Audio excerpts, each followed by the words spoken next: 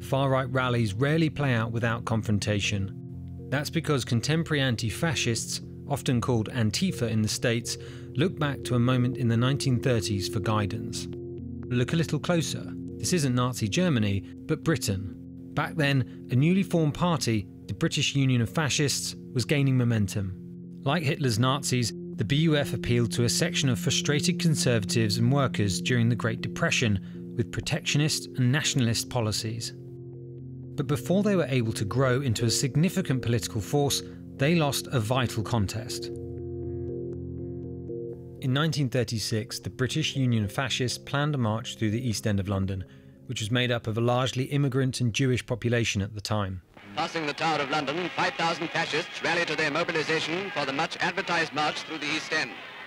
And Sir Oswald Mosley, black shirt leader, arrives at Royal Mint Street to inspect his followers. Sources vary, but at least 100,000 anti-fascist and counter-protesters show up to prevent the march from even happening. In Stepney, thousands of Eastenders prepare to resist the invasion, barricading the path the fascists will take.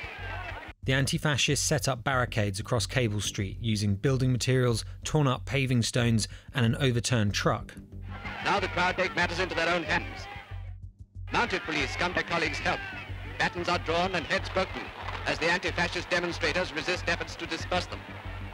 Sir Oswald Mosley was informed by the police commissioner, Sir Philip Game, in Trilby Hat, that to avert serious bloodshed, the march was banned. Altogether, 84 rioters are taken into custody.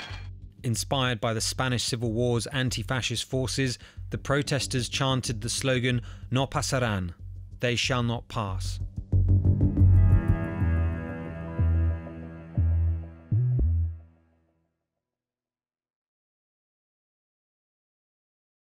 The biggest stories the moment they happen from around the globe. Subscribe to Bloomberg Quicktake now for insight in an instant.